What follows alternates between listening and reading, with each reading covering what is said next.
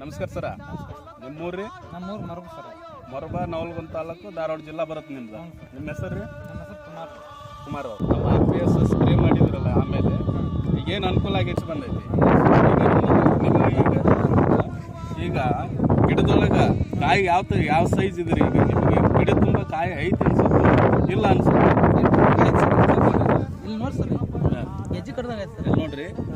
So Kumar ಅವರು first time ನಮ್ಮ RPS ಅನ್ನ ಯೂಸ್ ಮಾಡಿದ್ದಾರೆ. ಕುಮಾರ್ ಅವರು ಫಸ್ಟ್ ಟೈಮ್ ನಮ್ಮ RPS ಅನ್ನ ಯೂಸ್ ಮಾಡಿದ್ದಾರೆ. ಅವ್ರಿಗೆ ಒಂದು ಒಳ್ಳೆ ರಿಸಲ್ಟ್ ಬಂದಿದೆ. ಕಾಳನ್ನು ಕೂಡ ದೊಡ್ಡ ಸೈಜ್ ಬಂದಿದೆ. ಕಾಳು ಈ RPS ಹೊಡೋದ್ರಿಂದ ನಿಮಗೆ ಕಾಳಿನ ಸೈಜ್ ಕೂಡ ನಿಮಗೆ ಜಾಸ್ತಿ ಬರುತ್ತೆ. ಆಮೇಲೆ ಸೊ ಇದನ್ನು ಬೀಜೋಪಚಾರ ಮಾಡೋದ್ರಿಂದ ಗೊಬ್ಬರ ಹಾಕೋ ಅವಶ್ಯಕತೆಯೂ ಇಲ್ಲ.